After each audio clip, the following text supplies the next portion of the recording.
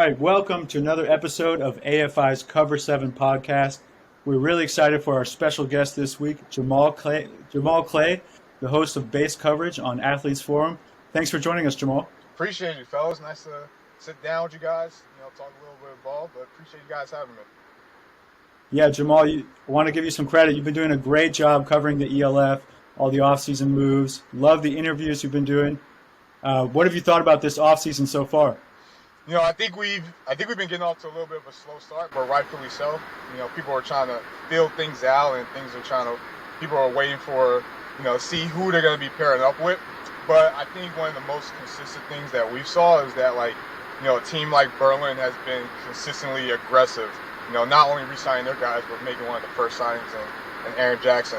I like, what Milano's been doing, and not only bringing in their other guys, but bringing in someone like, Thomas Felicia. I probably pronounced his name wrong, but the old lineman from Ruslaw to come in and block for Luke.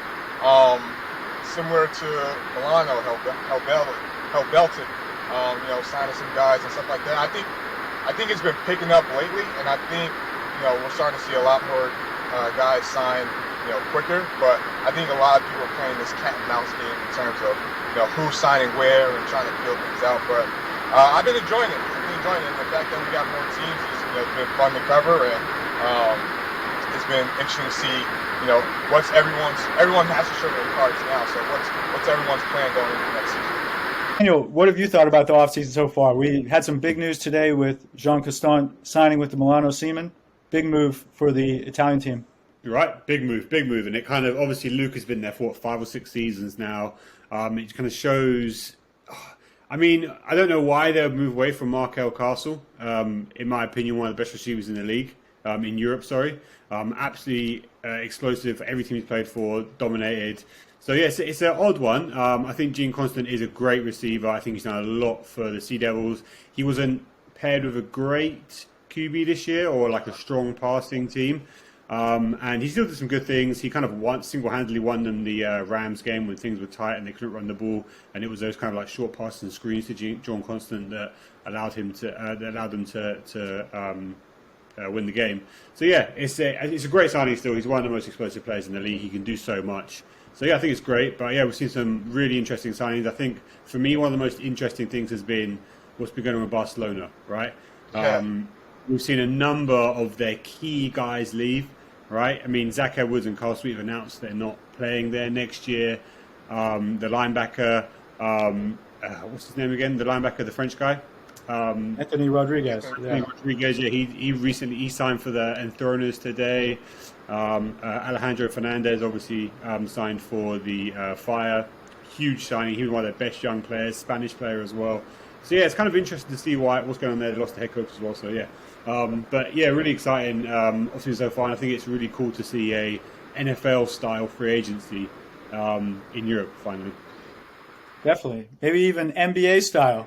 A lot of player movement. Jamal, anything else you want to touch on before we jump into our free agent list? Absolutely. So a couple things that Dan touched on. First, with the Gene Constant signing, I like it, but I'm curious about it because if you look at the Seaman team, who they've been over the past couple years, they've always had, a number one receiver similar to like a size of a Markel Fultz or an Xavier Edwards. So the fact that they're going a different route and going with Gene, not doubting his size or anything, he's proved he could be a number one receiver, just has me curious in the direction that they want to take their offense.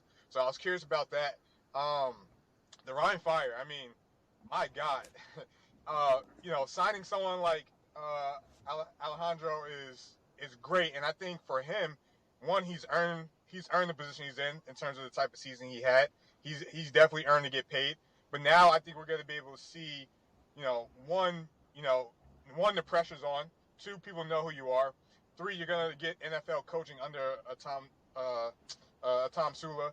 But also, you're the guy now. Like, not discrediting anything he did last year, but people also had Michael Sam on the other side as well. But now he's the guy on that defensive line, and obviously depends who else they have.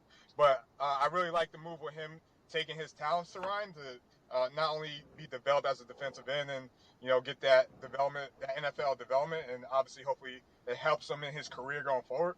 But I like that he's taking on the challenge of, taking his talents elsewhere, and now he is the guy, whether that's his mindset or not. Absolutely. I mean, Fernandez was definitely one of the top European talents out there up for grabs, and I wonder if we'll see Andrew Whitinger going back to the well and taking anyone else from Barcelona to Dusseldorf. It'll be interesting to watch. We'll definitely see. I think if you think of like the German connections, like Nico Lester's out there, right? He Absolutely, yeah. technically, I mean, he might lose money because he'd be a homegrown if he has, I think, German citizenship. But you know, someone that could pair with Amari, or depending on what they do with the DB situation in Ryan as well. So there's still a lot of questions, but you can start to see like, small puzzles starting to fit where they're gonna be in the place. Absolutely. Now, that's a good transition into our top 10 list here. There's a lot of talent out there, and fooling around with this tier maker here. We got the top 10 ELF free agents, American, European, Japanese, doesn't matter.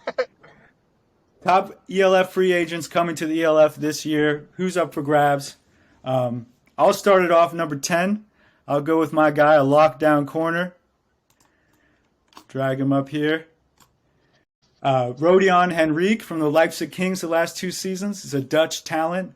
I mean, a corner who's over 6 feet tall with long arms. This guy was a ball hawk. He was getting a pick six, every 3 or 4 weeks during the ELF season. And I think he's the closest thing to a European lockdown corner that you're going to find in the ELF. Daniel, who you got for number 9? Yeah, so number 9, I got Kyle Sweet, the Barcelona wide receiver, who absolutely destroyed the league this year. I think he was top receiver in almost every category, yards, touchdowns, and receptions. Just absolute monster. Him, I mean, it'd be interesting to see what happens with him in the XFL and the USFL, because I can't imagine him not getting a call up. He played at a big school. He's well known, and he put on a show in Elfish to get increasing coverage from stateside. So yeah, I mean, it'd be interesting to see if he does kind of go back to the States there and play straight. But either way, any elf team that signs him would be an absolutely amazing move. And whether he moves with Zach Edwards would be another interesting thing. I know those two had a great relationship in Barcelona, and they both announced they're not coming back to the Dragons this year.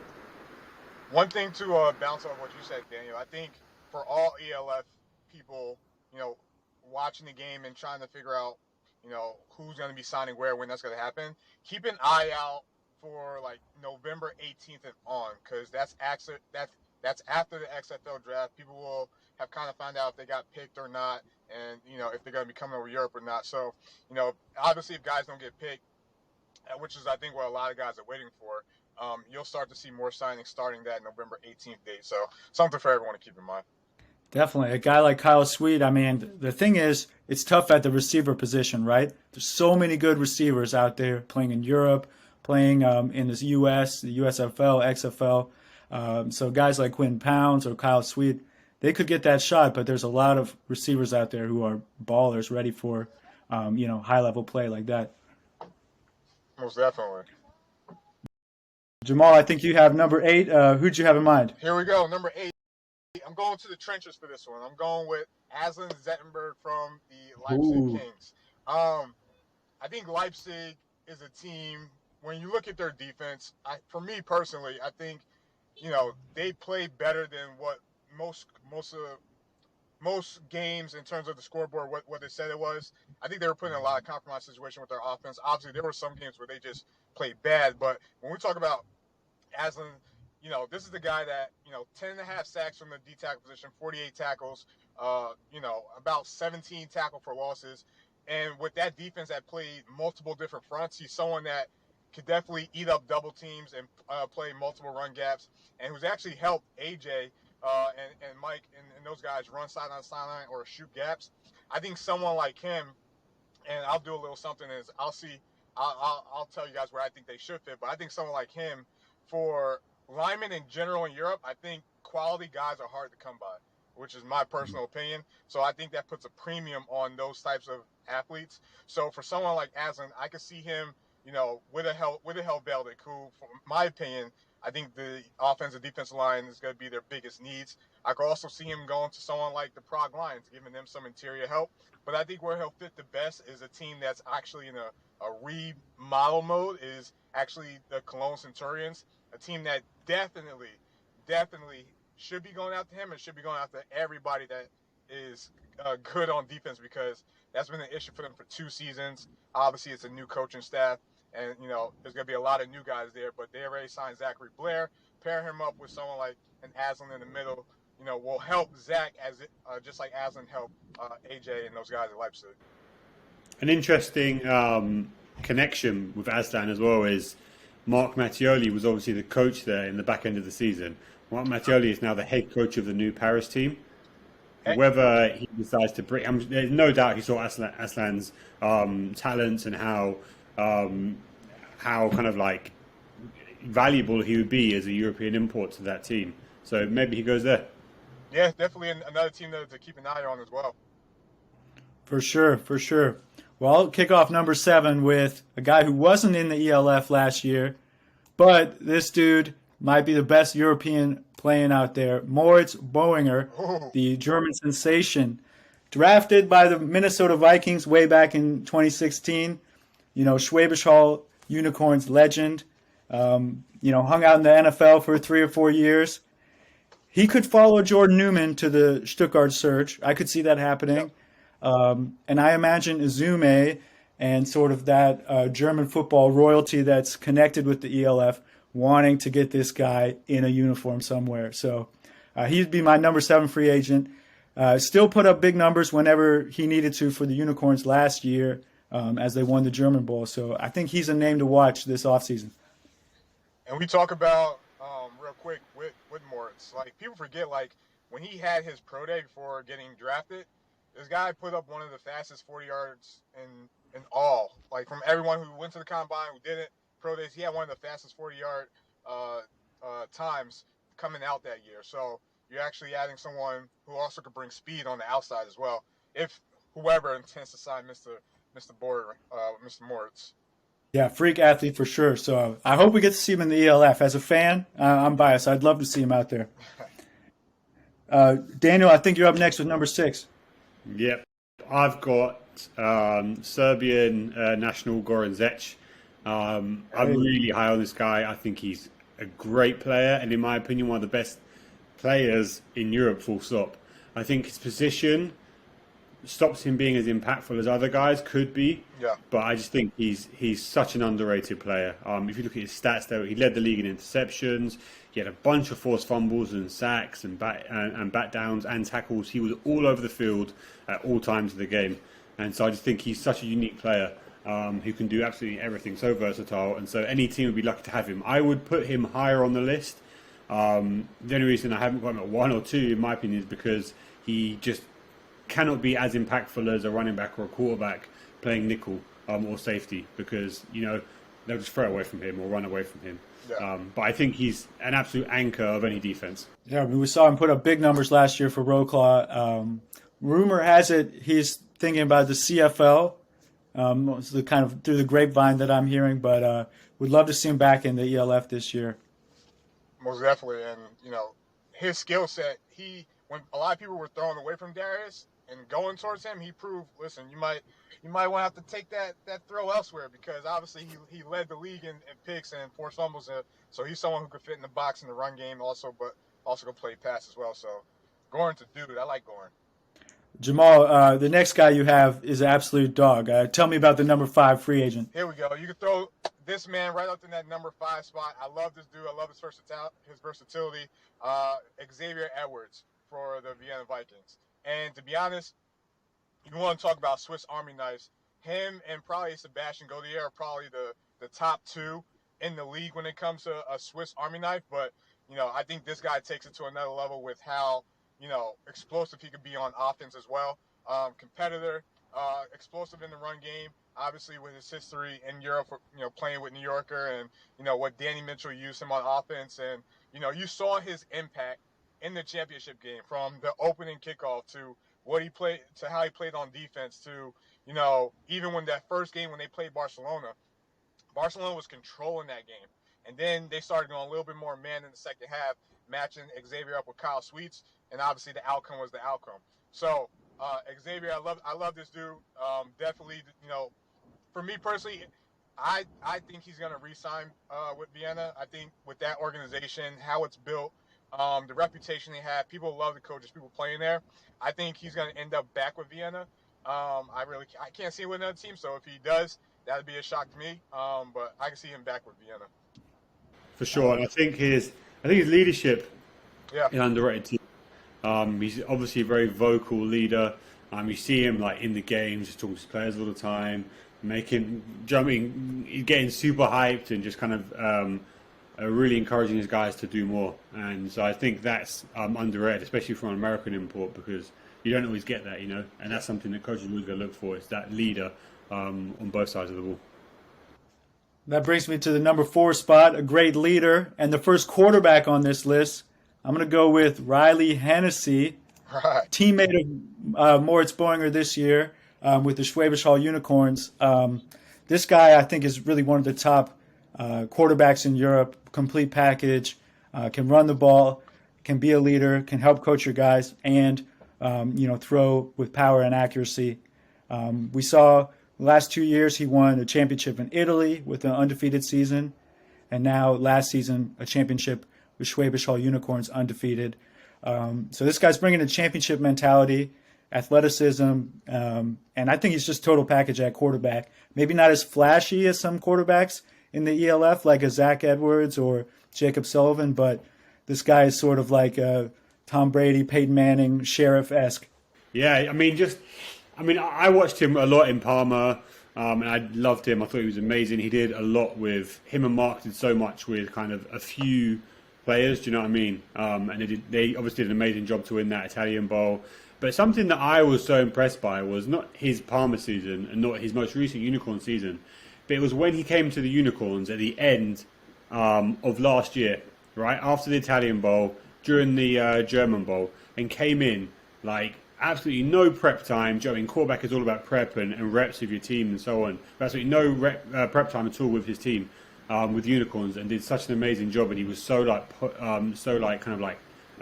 poised and so composed, and he just did such a great job coming in there. And it shows kind of how adaptable he is as a quarterback and as a player, and how level-headed he is. And so I think coming into a new environment, i.e. Elf, with a new team, is going to be so easy for him that he would be, a very valuable asset. Yeah, and I think it's easy to make the connection with him and the surge, but obviously he played for Parma, so keep an eye on maybe Paris too, maybe Paris for Mr. Riley Hennessy. So we'll see what happens, but he's definitely a leader. Everyone I talked to that played for Schwäbisch Hall, that played with Riley, loves the dude. Has a lot of respect for him, so definitely one of the top guys to keep an eye on. For sure. Daniel, kick us off with number 3 here. Yeah, number 3 is my man from the UK, from London, Glenn Tonga. Okay. Love that guy. Like, he's such a cool guy as well. But yeah, no, I mean, everyone saw the impact he had for the Sea Devils this year. He kind of single-handedly took that offense and that team. Obviously, the defense played a massive role, but offensively, he was the anchor. He took that team. He carried the offense on his back into the final for a second year in a row. Destroyed the league, 21 touchdowns, like 1,500 plus yards. Just absolute monster. Played so well. And it was just it was so good from, he had so much progression from his previous years in Europe, right? I mean, you saw him in Europe before, he was a good running back. But this year he was outstanding. And just he overwhelmed defenses time and time again. They knew exactly what he was going to do, and he still did it and averaged like 7 or 8 yards per carry. So yeah, I mean, rumor is that he's retiring just because maybe he's done it all. He's still a young guy, so if he wants to play, he can play, and I'm sure he'll be highly sought after. But yeah, whether he wants to is another question. But yeah, he has to be up there just because of what he did for the Sea Devils this year. Yeah, he's definitely up there, and I've heard those rumors as well, and I'm not reporting or breaking any news here, but Glenn's not retiring. I won't let him retire. He needs to give me one more season, so at least. For sure. Jamal, who's your number 2 free agent out there? Number 2, and keep in mind we're talking about guys that are available, and for me, AJ Wentland is a grown man. For someone who is a tackling machine, obviously, 160 tackles, 3 sacks, 13 tackles for losses. Someone who is a D coordinator on the field, which is basically, the quarterback version uh, at the linebacker position. I just think for someone that has so many, not only can play ball but has the mental mindset too, could be valuable to a franchise. I think we've seen his impact when he was in Dresden. Um, and obviously we saw, the type of player he was in Leipzig in their first years, and obviously they had a whole lot of, other issues. But I think he would be such a valuable asset to any team. We look at Hamburg possibly. You just had a retirement at that position, and Book, and hanging his cleats up. Maybe he goes to Hamburg, or maybe he goes back to Swarco, plays for the Raiders where he played at before going to Leipzig. There's a connection there. Ultimately, I think a good matchup would be the Sean Shelton effect and go to Munich, team up with Darius Robinson. You got two guys that have played together, and have played with Sean, and understand each other, and that'd be great for starting your franchise to have those guys there. So if I had to put a team to sign AJ, I would say maybe the Munich Ravens, but that's just me connecting dots. Yeah, definitely. I think he'd be a good fit at almost every team, right? Like Yeah. he's such a versatile defender. Um, Personally, I'd love to see him like coached by Jim Tomsula with the Ryan Fire, man. I think that defense was really special to watch last year. With Amari Williams and with some other like German talent they had. Bring some like top tier talent like AJ Wentland to the linebacker Yeah. position. That Ryan Fire defense could make the house rock in there in Dusseldorf. Awesome, Jamal. Since you are a guest, we'll give you the number one ELF free agent spot here. Fans might know it. Give us number one. Do you believe in magic? It's Zach Edwards, man. There's no doubt about it. The world wants to know where this guy's going. Obviously, rough year one with Barcelona. Came back the second year, bounced back. You saw the connection between him and Sweden, what they had. This guy, at least from the times I've talked to him and watched him, he's a competitor. He doesn't run from a challenge. He's a baller. This guy is the passing leader in the league. Wherever he signs, if he joins, ELF next year, he's only going to keep that going. I think, someone like Zach, we talked about the team. Maybe the Raiders. Maybe he's the successor to Sean Shelton because they're going to be looking for a quarterback. Or maybe the Helvetic Guards, reach out to Mr. Magic Man like, hey, come to Zurich. We got chocolate. We got cheese. We got everything you need. Or, maybe he dives into another new team. Paris. Everybody's trying to figure out what they're going to do. So for me, Zach Edwards is probably the number one guy. A lot of teams are, going to be going after in the ELF, seeing like what he did under circumstances in year one, what he was able to do year two, and what he could do potentially in year three as the all-time leader, passing leader in the ELF. So, do you believe in magic? Zach Edwards, number one. 100%. I completely agree with everything you said about him. And just to kind of reiterate your point, I think just it was different with the Vikings, right? Because the Vikings had such a great team across the board, and so it's hard to pick out one guy and be like, oh yeah, he was the reason they were so successful. Whereas in Barcelona, there were some great pieces. Obviously, Carl helped Zach massively, of course, but he was arguably the key piece, and he was kind of, in my opinion, I think a few other people's opinions, snubbed for MVP. Right? He played such great football when the team needed it. He took them to the playoffs, to the semi-finals. And he has to be, with 2 years of experience already in ELF, he has to be the most sought-after free agent in ELF. So yeah, totally agree with you. But to say that, I do think a few guys in our list have been maybe forgotten about or not mentioned, and so I'd like to say a few things about those as well. Speak your mind, man. Speak your mind. Yeah, we didn't speak about Markel Castle, right? Markel Castle. Obviously, we saw what he did last year in Milan, and he scored a touchdown every couple of plays, right? It was unbelievable. He was so explosive. Just put up insane numbers, and I have no idea why he left Milan, right? Maybe he's going to another ELF team. He's already signed it. He's already signed the deal. Maybe he's going back to America and he's kind of done with football. Who knows? But I cannot imagine for a second that he was not Milan's first choice, right? I Yeah. can't imagine he's not going to be a lot of Elf teams' first choice because he's so good. Another guy, Jorquez Crawford. Like, do you know what I mean? Everyone forgets about him because of the success that Glenn had. Glenn played on a better team, right? I'm not taking everything from Glenn. But Jorquez Crawford put up very similar numbers. Touchdowns were less, but yardage was near enough the same, right? Very similar numbers. And so on a good team, I mean, in a year where he feels like he was forgotten about by the Thunder and kind of like moved on from, where does he go next? I'm not sure. Yeah, I'm interested to see what Markel does if the ELF is lucky enough to, welcome him into the league next year. But I think something you said that stuck out was you would think Markel would be Milan's first choice, especially after playing with them last year. So it almost makes me think, well, maybe he's signing somewhere else. Maybe he's waiting for the XFL. Maybe, there's another, team that, is, giving him more euros. I don't know. But I hope to see Markel Castle in the league next year. Jamal, do you have any honorable mentions? Anybody that Daniel didn't mention there that you think maybe deserves to be on that top 10 list?